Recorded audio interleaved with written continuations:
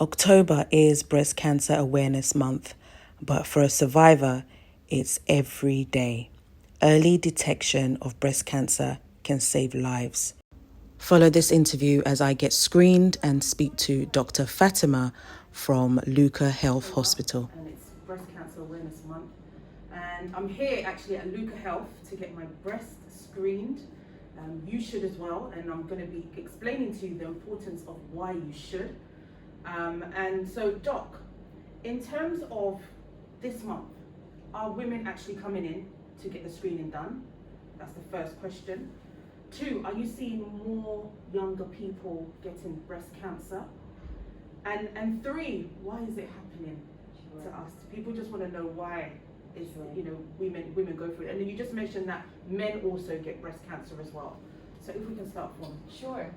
I would say yes to everything. I mean, I think, thankfully with social media and the ease of communication, awareness is growing. So yes, women are coming in to get screened. They're coming in for their clinical exams, which means a doc actually doing the physical exam, okay? Somebody else besides yourself doing the breast exam. And they're coming in for what we would say radiographic exams. So the mammograms and the ultrasounds was a complete part of the examination. So yes, women are getting screened. Your question about if we're seeing it more at a younger age, sadly we are. Wow. I mean, I will say worldwide, the age, usually it's a disease that's associated with age. So women over 50 traditionally have been the ones to get it. Now, we see it a lot younger. So, the recommendations vary. I mean, if you look on different websites, different cancer groups versus different governmental groups, they will recommend to get screened at different times. Generally, a good rule of thumb is around at bare minimum 40s, you need to start thinking about it. It is better if you start doing your own screening earlier. It's free, it's at home, you get to know yourself. Patients always, direct us to something that is new in their body. So yes, we are seeing more women, to answer your question, at a younger age, even on rare occasion in the 20s. Now that is rare, but we do see it. Why are we picking up more of it? It's a combination. I think you do find what you're looking for. So we're screening more, we're checking more, we're finding more. I don't know that breast cancer rates are definitely much higher than before. We're just picking things up more. In the olden days, people would say, oh yeah, and so-and-so died. We don't know why. There's always that. There's always that. Having said that, there are environmental reasons that increase the chance of breast cancer. I'll give you a couple examples. Yes. Clearly, alcohol is one of them. Studies have shown that 2 to 3 drinks a week among women, more than that, really more than 3 drinks a week, can raise the chances of getting breast cancer. Okay. The other thing that's a big one is what we say unopposed estrogen. So in regular terms, the more estrogen you have, so an early period, which you can't control, late menopause, you can't control that. Not having children, which may or may not be under your control. And certainly weight is one, which we like to think that's under our control. The reason why excess weight makes a difference is adipose tissue or fatty tissue actually can create more estrogen. Okay, for lack of a better term, just it certainly can both in men and in women. So it can increase rates of breast cancer. Not alone, but these are what we call multifactorial, different factors that contribute. So environmental, lifestyle. So yes, we are seeing it more, and these are some of the reasons as well. Early detection itself, and then environment. 2020, it seems like, wow, we're seeing so much more than before. Wow. And I asked the question to another doctor. They were saying that it's not good to have a mammogram before the age of 40. Why is that? Okay, that's a great question. We get that quite a bit. It's not that it's not good. It's what is the utility of a mammogram before age 40? A mammogram is a picture. Okay, what we do is we do digital mammograms. We take pictures of the breast in different positions. What we're looking for in a mammogram is predominantly tiny dots of calcium. Why? As you age, calcium gets deposited in blood vessels. That's fine, and that's normal. That's coarse calcium, meaning blobs of calcium. That you can say, okay, this is normal in anything that has blood vessels, whether it's blood vessels in the neck, in the heart, the breast. You're not looking for those. You're looking for tiny dots of calcium, stippled calcium. The radiologists have different terms for them. Why? Because that implies new blood vessels. Okay. And at this age, nothing new should be growing. So the mammogram detects something like that. It checks other changes in the breast tissue itself. The reason why we don't typically do it before 40 is simple. The younger the breasts are, the more dense they are. Okay. And that picture can't be properly interpreted. So Okay. it just looks like a blob of white, and it's not useful. Okay. So I've had women in the 20s say, oh, I want a mammogram. It's not going to help. We'll direct you to an ultrasound, we'll direct you to an MRI. You know, so you have to know what you're looking for and what tool you need to look for what you want to look for. Okay. That's generally why. Breast is made of fatty tissue and breast tissue, so you need a ratio of the two, okay? Everybody has a ratio of the two. So as you age, breast tissue and the fat, that ratio changes. So that picture gets easier to interpret more or less at the age of 40. Okay. Fabulous. Guys, well, I'm going to have my examination now, and we will continue the conversation after my examination. Thank you. Before Dr. Fatima examines my breast, Doc, can you go through the self one, the one that you can do in the mirror at home by yourself? Can we just go through that? No problem, no Okay. problem. So like we were saying, the first tool is awareness, and that is free. The second tool is also free. It's a breast self-exam. There's a couple things to keep in mind. Generally, it's best to do it at the same time of the month. As we know, women's hormones are cyclical. They go up, they go down. We all experience that.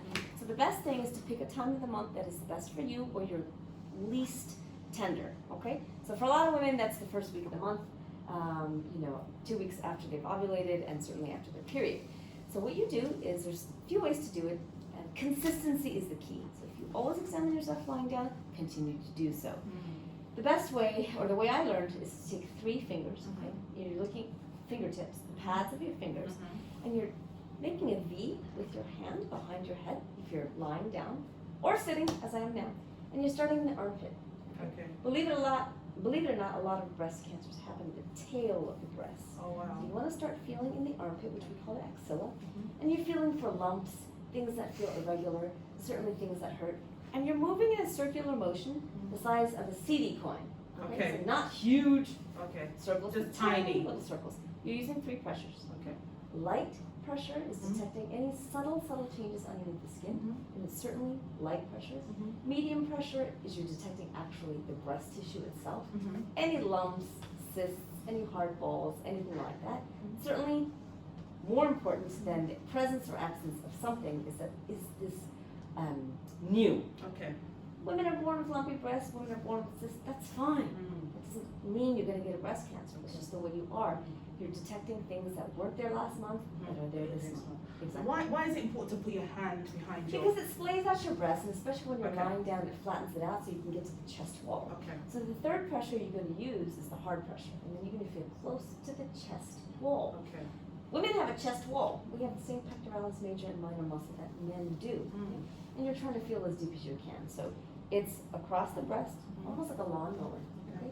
And the last thing you're going to do is you're going to always pinch the nipple, and you're looking for discharge, different types of discharge. Okay. There's a milky white discharge, which tends to be benign or not a problem. Certainly anything bloody should absolutely raise alarm signals. Sometimes you'll see even a little bit of green discharge, which can imply breast cysts. And anything that's actually discharged should be brought to the attention of a physician. So, just because it's there, again, no need to panic, doesn't raise alarm signals. Most of that, the white, the green, sometimes even the yellow, it's fine. It's fine. Okay? So, in a nutshell, you can do it standing while in the shower. Which one is better, do you think? Do you think light any? No, I don't think there's a, Okay. no. I certainly can't say that one is better than the other. Okay. Consistency is best. Consistency. And you'd be surprised. So many women come to me and say, this wasn't here before. And you look at an ultrasound, you do a biopsy, and they're right. Okay. We're trying to work together. Okay. Okay, so I'm ready to do mine. Let's go. Okay. Ready for your exam? Yeah. All right. So what do I do? So what I'm going to do is take this gown, remove everything from the top, okay, and leave the gown open in the front. All right, I'll have you lie here. I'm going to do just what we did on camera with you. Thank you. Guys, I'm going to do mine. So I will see you in the next corner. Okay, all right, so we're gonna start on the right side. I'm gonna have you form a V exactly. Turn your face that way. My hands might be cold. All right, we're just gonna start in the neck, checking for any neck nodes, any swellings there. I'm gonna feel the top of the shoulder, okay, feeling under the collarbone. And I'm gonna start here, all right? Okay. Again, we're doing the same thing. We're using the pads of our fingers, circular motions, in orderly fashion, okay? I'm using those circular motions in the size of a CD coin, and we're going to do medium pressure right now, okay? And we'll move to more significant pressure. And you let me know if anything bothers you, anything hurts you, okay? All right.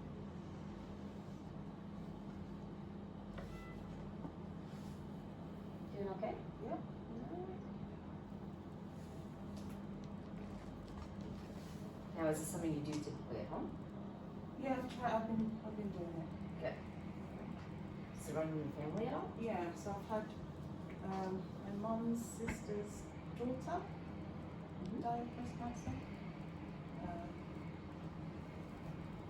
And my mum's other sister's daughter had a scare, but she caught it quite early, so she was okay. Very good. And that's the key. When people catch things early, we have so many more options. Breast cancer is not a death sentence, and certainly if we let it go, it can make that possibility more real. All right, so now I'm in the axilla, or the armpit. We're feeling for any lymph nodes. And I'm going to go to the other side. Okay. So we see two camps here. I would say that the younger women tend to come in really proactively. I've seen 40-something-year-old women, something they feel, we're able to look at an ultrasound, combine it with a mammogram, do biopsies on the spot in the office, get a diagnosis within 3 days and make a plan. That's one camp, and that tends to be a woman who's working, maybe she has a little bit more knowledge, she's on social media. The other camp that comes very late, unfortunately, we still see that, we still see extraordinarily late, tends to be a woman who's not as aware, maybe is in a bit of denial, has tried other remedies, we see the herbal route here. Tends to be a little older age group, okay. Grandmother's age, so on and so forth. And that, I would say, is not limited to Ghana. I would say, definitely, in my experience in other countries as well, it's worldwide. So, you know, again, the most powerful tools we have are always free. It's awareness, it's examining yourself, and again, just confronting things head on. How expensive is breast cancer if you do catch it late and you're not, so that people are aware that there's a huge cost to it? Sure, that's a great question. Not only is there a huge financial cost, there's a huge human cost. So if you catch something on a mammogram or an ultrasound early, and you biopsy it, you can remove it. If it is cancerous, and if it's, we don't really use stages as much anymore, but for early breast cancer, sometimes just the removal itself is fine. It's what we call DCIS, ductal carcinoma in situ. Fancy term for very early but non-invasive cancer. That's why you want to get this. Yeah. Again, non-invasive. Sometimes just removing it, sometimes not even having to do the lymph nodes can solve the problem with a little bit of radiation. Doesn't necessarily require chemo. Now, obviously, if you're waiting and it gets later and later, then chemo becomes a part of the solution. More intensive surgery, sometimes a mastectomy, that is very additive in cost. Those can run into thousands of CDs, no matter where you do them. So yeah, and then the human cost itself, surgery is certainly a process. Chemotherapy is usually quite intense. So those are things. You lose your hair. Someone said that their nails went black. Like, it just changes your body. It does. These are things that you strive to avoid. I'll give you an example. I had a lovely patient the other day who actually flew in from another francophone country, and she had had a small early breast cancer removed elsewhere. She said to me, "I was very lucky." I said, "No, madame, it's not just luck. It's the fact that you had your mammograms every year.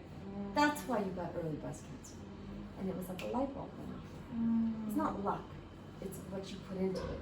Okay? So you recommend yearly checks, just as you do your yearly health checks for a woman, you would recommend it that you do checks every year? So I will say, and I'll stress, the guidelines changed. If you look at the United States Preventative Task Force recommendations, after the age of 54, they're saying women can get it every other year. American Cancer Society says something slightly different. Certainly, if you do breast cancer for a living, okay, like the U.S. Society of Breast Surgeons, their recommendations are nope, every year starting from the age of 40. So there is variation, and I need to acknowledge that. Variation is simple. From a government standpoint, they want to do cost-effective screening. From a clinician standpoint, when we see breast cancer, we want to catch as many patients as we can. So I think a great rule of thumb is at 40 or 10 years prior to any known family member who's had breast cancer, begin the screening process. Okay, so that places you in your 30s or 40s. In 40s, it's, again, certain guidelines are different, but it's reasonable to start getting digital mammograms, okay? And that's a great way to go. Okay, ready for the second one? Okay, all right, have you turn your head that way?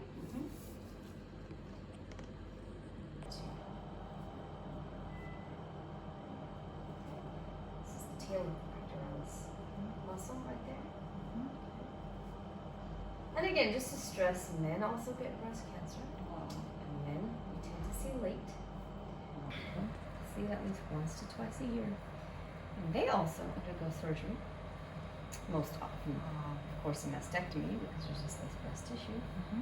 But it's definitely, male breast cancer happens. And another question is, somebody asked, if you've got bigger breasts, does that somehow... No.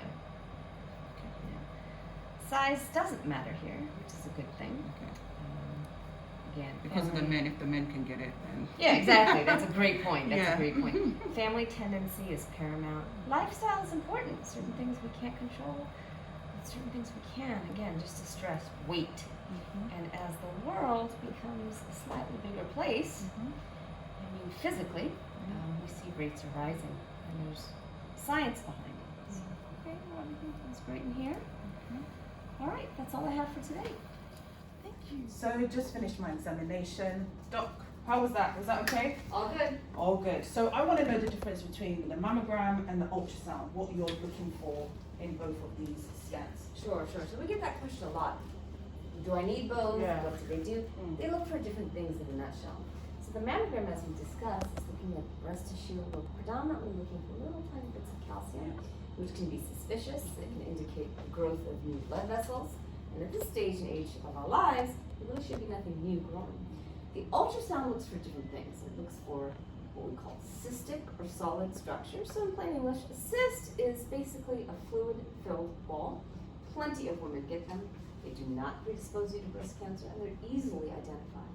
We see the fluid as a nice blackish color, and you can tell it very easily in ultrasound. It rolls around, it has nice features, it respects boundaries. Same thing, we can see fibroadenomas, which are basically solid balls. They're the cousin of the fibroid, just upstairs. Okay? And so you can see those features in the ultrasound. They complement each other. Mammograms and ultrasounds complement each other. Alrighty, well, it's been great talking to you. What are your last words to people who are still like, I don't know if I want to do it, I'm scared. Sure. I'll do it when I'm 40. Sure. I'm only 35, but I've had, family members have it. Sure. What would your last advice be to women out there? I mean, fear is never the best tool to get at any solution, right? And empowerment and knowledge is. So the more you learn about it, the more you can wade through all the information. I would say start doing something, be consistent. Remember that the best tools are always free, right? Awareness and breast self-examination of yourself at home, it's always free. And that's the way you sort of deconstruct the fear. The more you face it head on, the more you know about it, read about it, and start doing it yourself, you realize it's not this scary entity. And even in the worst case scenario, God forbid, you do come up with some bad news, if you tackle it early, there are thousands, hundreds of thousands of breast cancer survivors in this world. Yeah, absolutely. Thank you so much, guys. I hope that you have enjoyed this session. I've done it. Go out there and do it. Save your life, save your families, your family going through stuff. Because sometimes we think about it's just us, but actually what you do to yourself affects your family. If you don't do it, it will affect your family. And so I urge you all to go out there and get screened, especially during this time, during Pink October, Breast Cancer Awareness Month. So I'll see you next time, guys. Stay blessed. Bye-bye.